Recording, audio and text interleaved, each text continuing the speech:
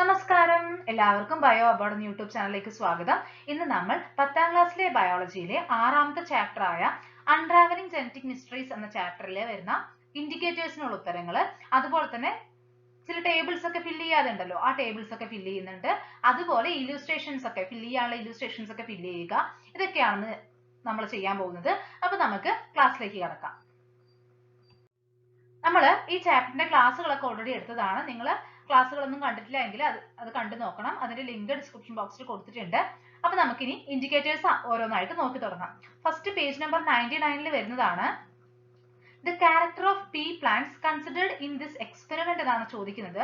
അതായത് മെൻഡൽ നടത്തിയിട്ടുള്ള ഒരു എക്സ്പെരിമെന്റിന്റെ കാര്യം പറഞ്ഞിട്ട് അതിനുശേഷം വരുന്നതാണ്. അതായത് ടോൾ പ്ലാന്റും ഡോർഫ് പ്ലാന്റും തമ്മിൽ ക്രോസ് ചെയ്യുമ്പോൾ എന്തൊക്കെയാണ് കിട്ടുന്നത് എന്നുള്ള ഒരു എക്സ്പെരിമെന്റ് ഇല്ലേ, ഫസ്റ്റ് ജനറേഷൻ ഡെവലപ്പ് ചെയ്ത് നോക്കുമ്പോൾ എന്താണ് കിട്ടിയത് എന്ന് പറയുന്ന ആ എക്സ്പെരിമെന്റുമായി റിലേറ്റ് ചെയ്ത് വരുന്നതാണ്.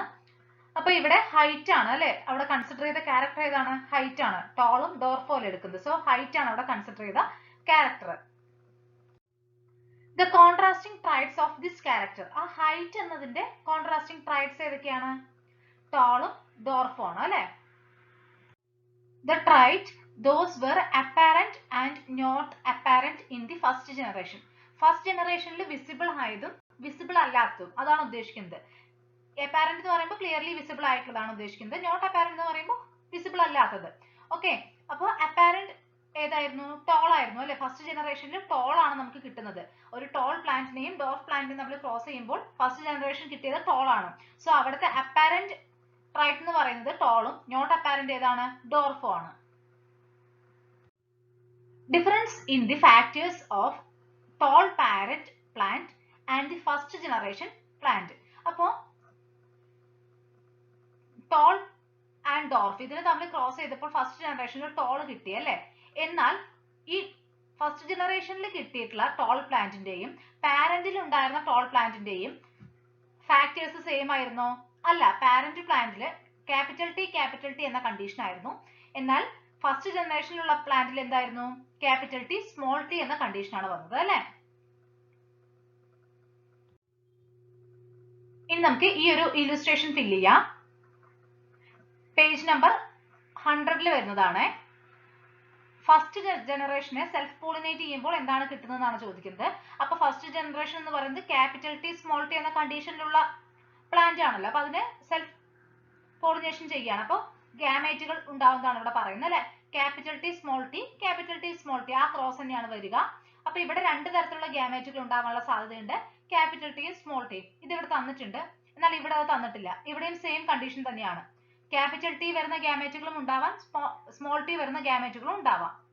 ഓക്കെ, ഇനി ക്യാപിറ്റൽ ടി എന്ന ഗാമേറ്റും ക്യാപിറ്റൽ ടി എന്ന ഗാമേറ്റും ആ രണ്ട് ഗാമേറ്റുകൾ തമ്മിൽ കൂടിച്ചേർന്നാൽ എന്താണ് ഉണ്ടാവുക?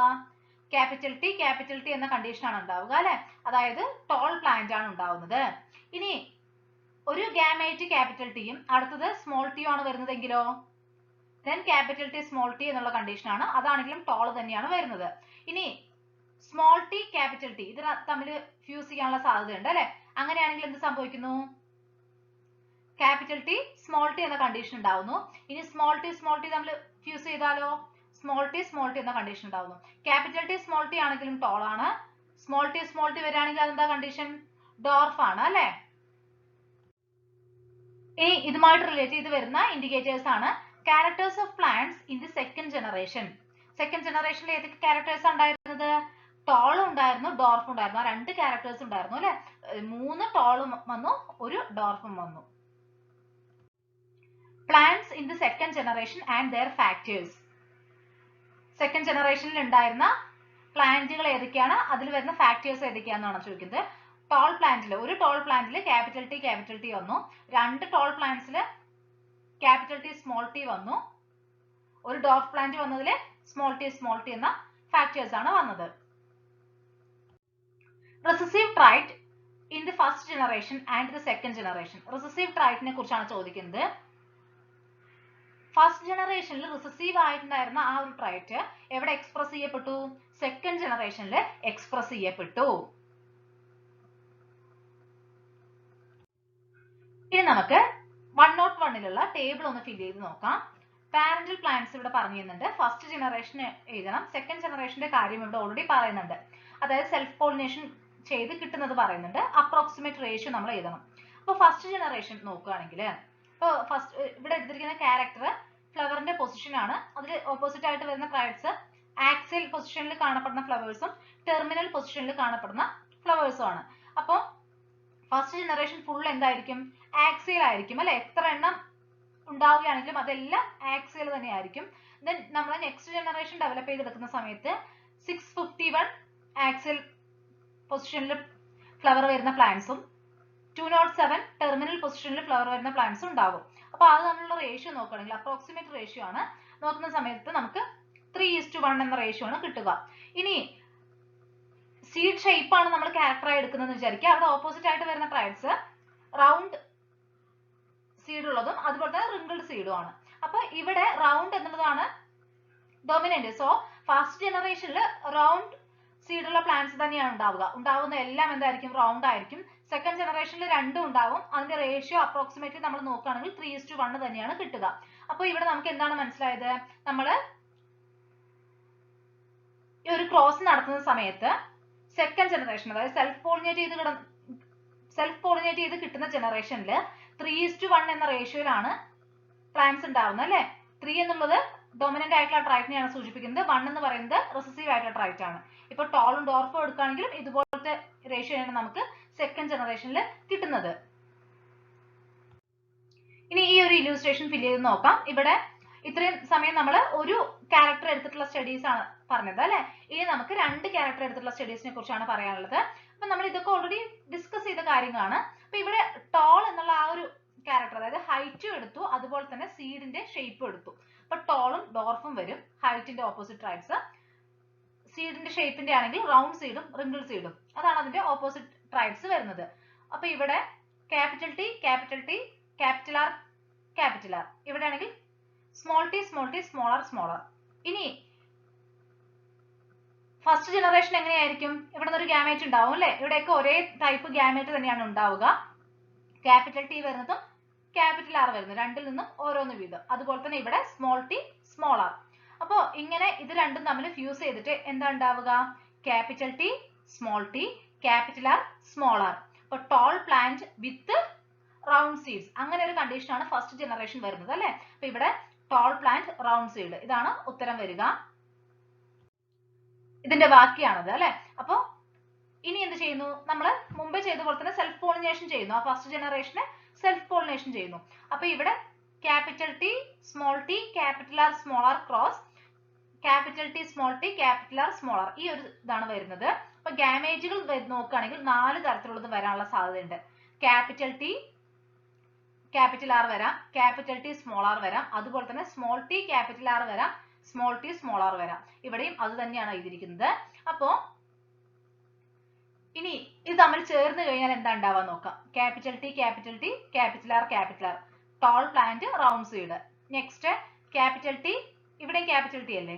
So capital T, capital R, small R, ഇവിടെ ക്യാപിറ്റൽ ആർ, ഇവിടുത്തെ സ്മോൾ ആർ. അപ്പോൾ T, tall plant, capital R, small R, round seed. Then ഇവിടെ നോക്കുകയാണെങ്കിൽ capital T, small T, capital R. അപ്പോ ക്യാപിറ്റൽ ടി, സ്മോൾ ടി എന്താണ്? Tall plant ആണ്. Capital R വരുമ്പോൾ round seed ആണ് വരുന്നത്. ഇനി next capital T, small T ആണ് വരിക. ക്യാപിറ്റൽ ടി, സ്മോൾ ടി ആണെങ്കിലും ടോൾ പ്ലാന്റ് ആണ്. Capital R, small R, round seed ആണ് അല്ലെ? ഇനി നെക്സ്റ്റ് ഇവിടെ നോക്കുകയാണെങ്കിൽ capital T, okay, capital R, small R, അപ്പോ ടോൾ പ്ലാന്റ്, റൗണ്ട് സീഡ്. ഇനി capital T, small R, capital T, small R വരുമ്പോൾ ടോൾ പ്ലാന്റും റിങ്കിൾഡ് സീഡും ആണ്. ഓക്കെ, ഈ ഒരു ട്രൈറ്റ് അല്ലെങ്കിൽ ഒരു ക്യാരക്ടർ പാരന്റ്സിൽ ഉണ്ടായിരുന്നില്ല അല്ലെ? പാരന്റ്സിൽ ഇല്ലാത്ത ഒരു ക്യാരക്ടർ ആണ് ഇവിടെ കണ്ടത്.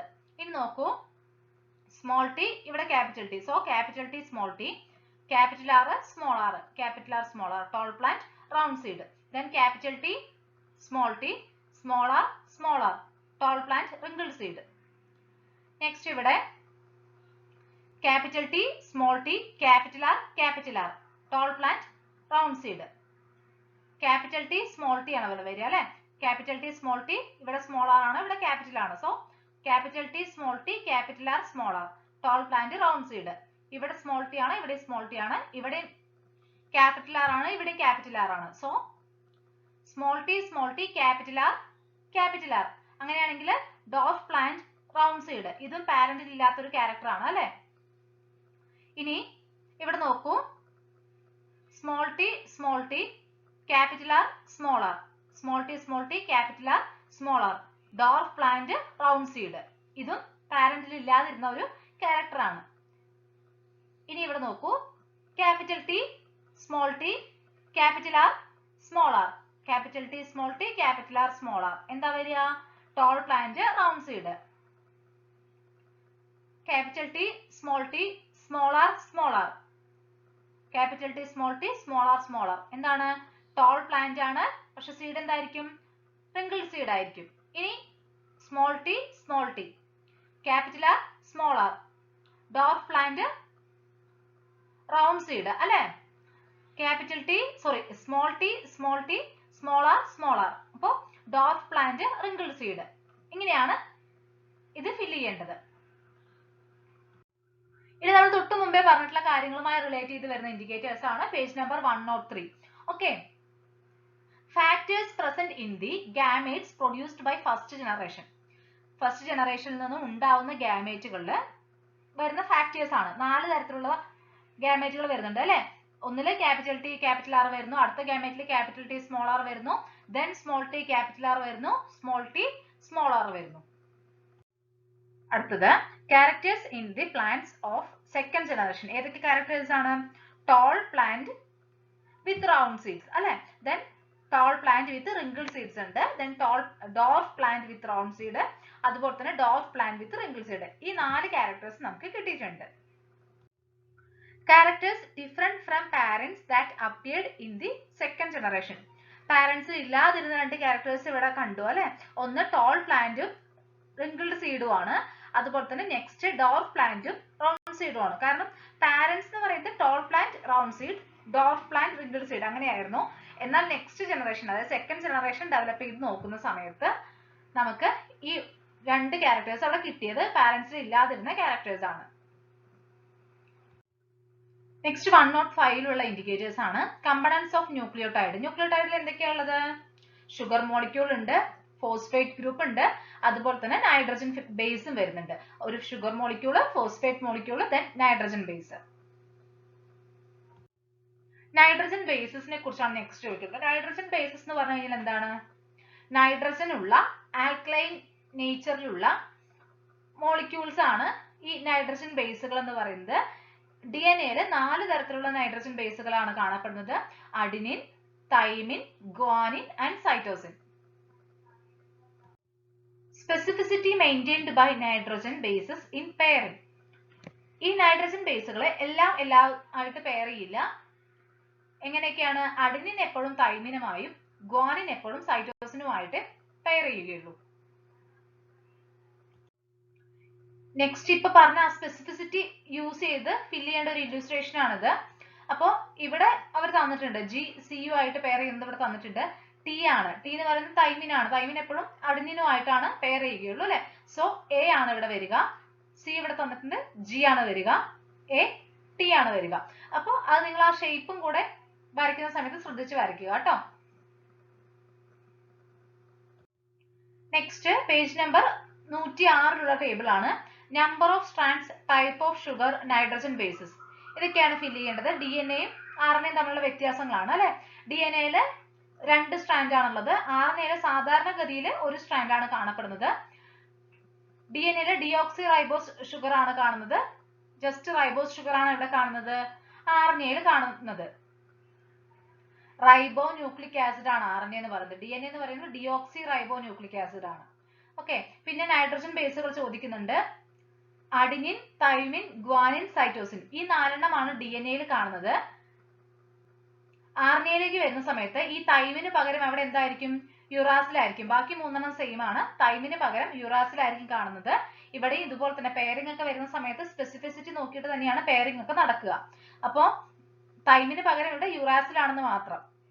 എയും യു ആയിരിക്കും, ഗ്വാനിനും സൈറ്റോസിനും പിന്നെ ജിയും സിയും ആയിരിക്കും. അത് ഓൾറെഡി ഇവിടെ അങ്ങനെ തന്നെയാണല്ലോ. നെക്സ്റ്റ് 107 ഇൻഡിക്കേറ്റേഴ്സ് ആണ്. ഡിഫറെന്റ് കൈൻഡ്സ് ഓഫ് RNAs ആണ് ചോദിക്കുന്നത്. There are 3 types of RNAs അല്ലെ? ഏതൊക്കെയാണ്? mRNA or messenger RNA, tRNA or transfer RNA, rRNA or ribosomal RNA. Messenger RNA or mRNA എന്താ ചെയ്യുന്നത്?